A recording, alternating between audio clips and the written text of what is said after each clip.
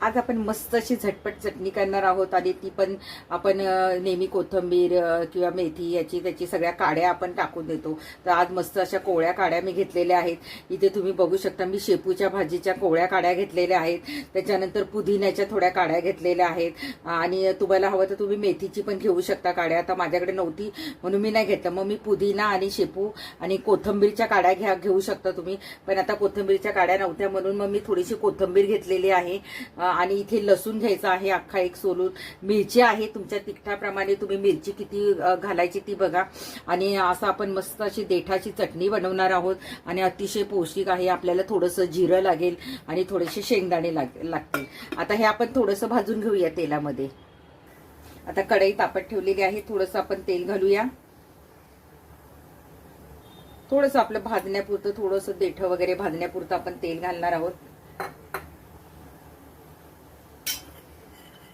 थोडेसे शेंगदाणे घेतलेले आहेत तेलात भाजून घ्यायचे.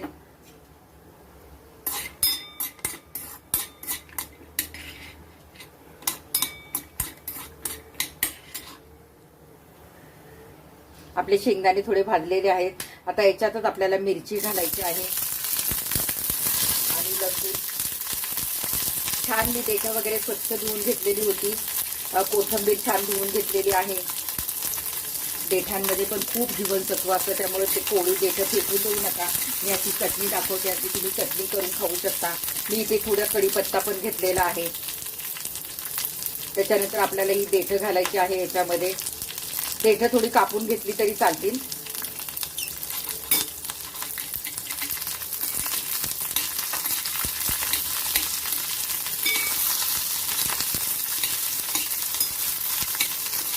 देठ थोडी बारीक करून घेतली तुम्ही तरी चालेल. आता याच्यातच आपल्याला थोडी कोथिंबीर पण घालायची आहे.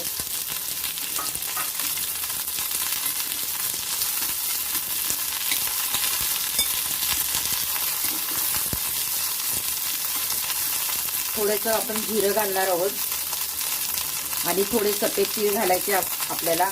बघा किती पौष्टिक चटणी होती आपली.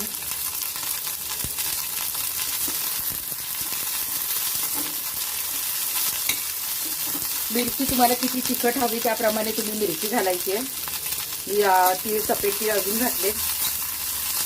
आता हे आपण गॅस बंद करायचा. थोडंसं थंड होऊन ही ओबडधोबड आपल्याला वाटून घ्यायची आहे. आता ती जरा थंड झालेली आहे तर मीठ टाकून मी असं भांड्यामध्ये मिक्सरच्या काढून घेतलेली आहे. आता ही आपल्याला बारीक वाटायची नाही जास्त. आपली चटणी वाटून झालेली आहे.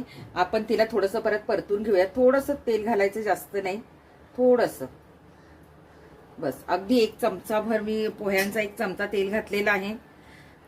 थोडासा हिंग घालूया आपण.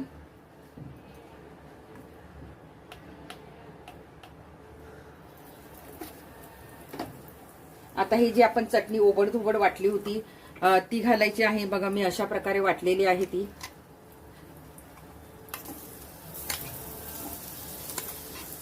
तुम्हाला शेंगदाणे नको असेल तर तुम्ही खोबरं पण घाला. आता उन्हाळा आलेला आहे. काहीतरी जरा वेगळं असं तोंडी लावायला पाहिजे ना भाजी बरोबर. तर देठ मी जी मोठी मोठी ठेवली होती ती तुम्ही कापून पण घेऊ शकता. आणि आता ही छान अशी जराशी परतून घ्यायची. तशी आपण भाजलेलीच आहे पण परत आपण एकदा परतून घेऊया.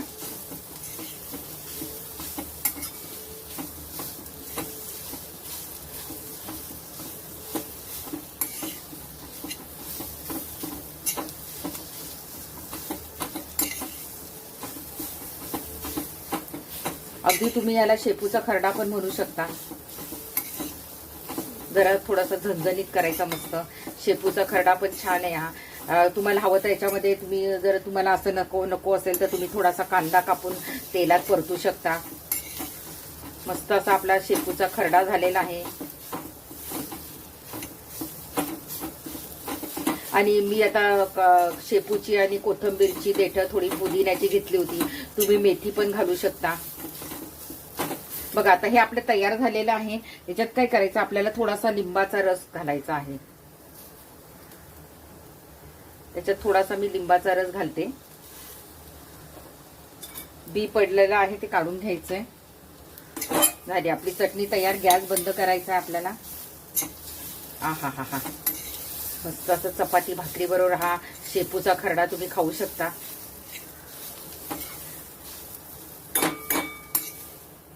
किंवा चपातीला रोल करा.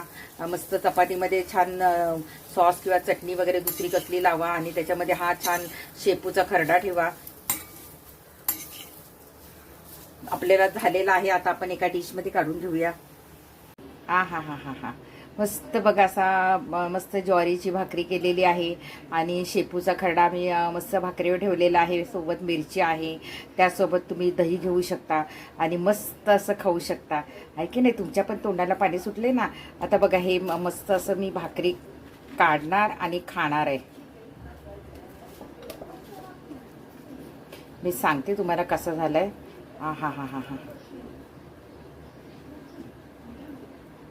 काय भारी झालंय. नक्की तुम्ही शेपूच्या भाजीचा खरडा करून बघा, तुम्हाला नक्की आवडेल. आणि आवडला तर लाईक शेअर नक्की करा, कमेंट करा आणि सांगा कसं झालंय हा खरडा. शेपूच्या भाजीच्या देठांचा हा खरडा आहे. त्यामुळे नक्की करून बघा आणि कसं झालंय तो मला सांगा. Bye bye.